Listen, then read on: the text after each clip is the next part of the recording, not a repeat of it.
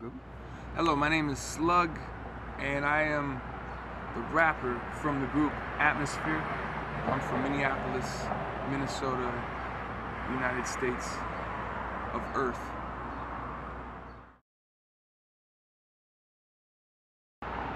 I wouldn't say that we go back and rework them multiple times, but I wouldn't say we don't.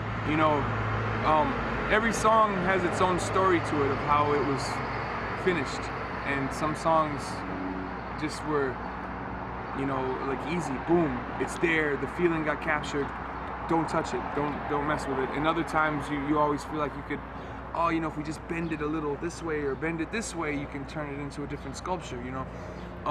And so I don't really think there's one generalized way of explaining what we do. You know, I seen that scene where Chris Lighty said that, and I related to it in my own way. You know, just because from when a song is born, for me, it starts as a demo, and from the demo to the time that it ends up on a record, it goes through a lot of changes, you know. But once I get to the actual studio, I usually know what I want to do. We usually know what we want to do because we work out all of the issues in the demo. Right, you know, when I was younger, I'd write to anything. I'd write to dead silence. I would write raps on a napkin in the dark, in the back of a van, in a hotel room, on a bench outside of a hotel, drinking a cheap beer. And after years of touring and writing like that, you know, I noticed that too much of my writing was about traveling and touring. And these are things that, what am I trying to communicate and who am I trying to communicate to? These were things that were getting so far away from the struggle that I know that I'm supposed to be communicating, that I decided to stop writing while on the road.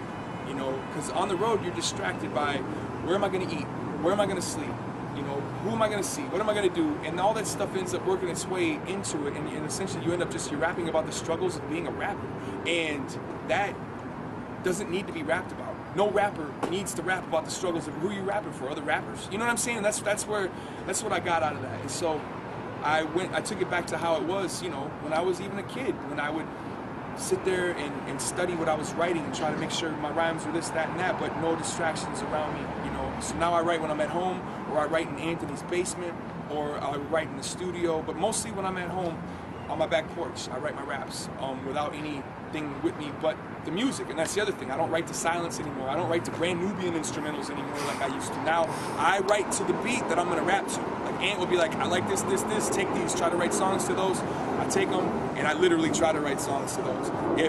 If these words don't work to that beat, I'm not going to take these words and apply them to another beat, because these words were written for that beat, and if it doesn't work, then it just wasn't supposed to work, you know. Once in a while, maybe after I scrap something, I'll pull the beat back out and go, let me try to write something different to that beat, just to see if here in a different day, on a different, you know. But you're never regurgitating the same lyrics. Yeah, got it. See if something else would happen, you know. But I never regurgitate lyrics. I never bring lyrics back. Once they're dead, they're dead.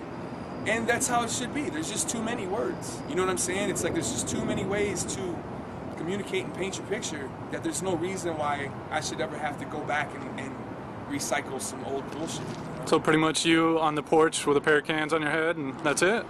With headphones, yeah. Or, you know, in the winter when I got the storm windows up, I don't wear the headphones. I just play it out of my laptop speakers. And then I demo shit right there on my laptop.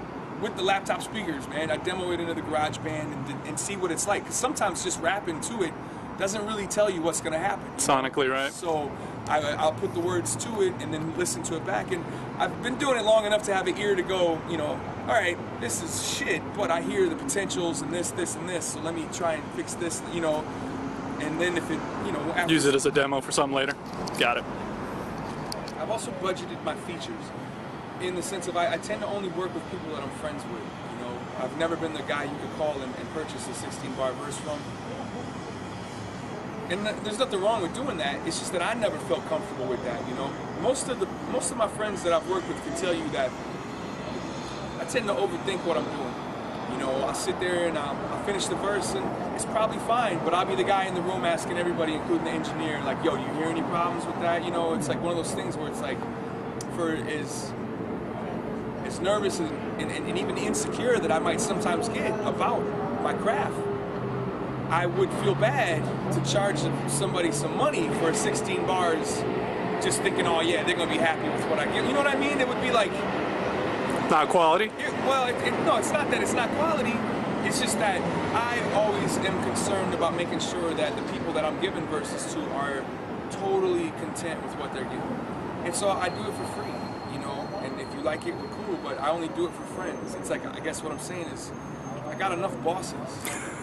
I don't need another person who's giving me money and can tell me that they don't like the job I did. You know what I'm saying? And so I think it's, and the other thing is I really take what I do very personal. You know, all of us artists take what we do serious, but I also take it personal in a way like I'm emotionally attached to the shit that I write. And the last thing I need is somebody being like, yo dog, I gave you $1,500 for a verse and it's not hot. That'll break my heart, you know? Here, take your money back, sorry. You know, you can keep the verse, I'm sorry. You know, I don't know if I'd be good at selling verses. Now, maybe someday, you know, if I have to sell verses to keep myself off of Skid Row, I mean, I'll sell them, I'm not stupid. But right now, it's not a necessity for me to do, so I don't push myself to do that, you know? So the door is definitely open in the future, possibly. I mean, truthfully, probably not. Okay. You know, the other side of it is I would hate to collab with somebody that I don't know that well, only to find out down the road that, you know, he's an asshole that kicks puppies or hits his girlfriend or something. You know, I don't want my personal stuff to be in contact with an asshole. You know. Gotcha. Lucy's gone now. You know, I made a song called "Fuck You, Lucy" on the Guy Loves Ugly record, and that was kind of like my finish with Lucy. And that was 2002. And so I haven't really written anything about Lucy since then.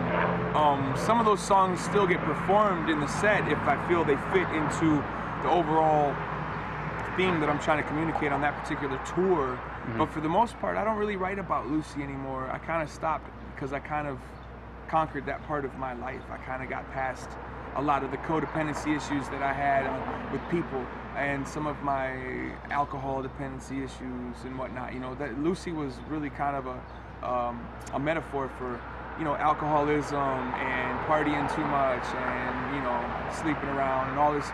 Lucy was never really a person as much as it was like a metaphor for the dark side of myself. And once I was able to shed some of the dark side of myself, I didn't really see much reason for me to continue exploring the Lucy character. You know, after that, I moved into trying to write more, I guess, more optimistic music, or at least if I wrote dark music, I wanted there to be like resolution involved in it, not just this open-ended blame that I was using to communicate my feelings back in the early 2000s.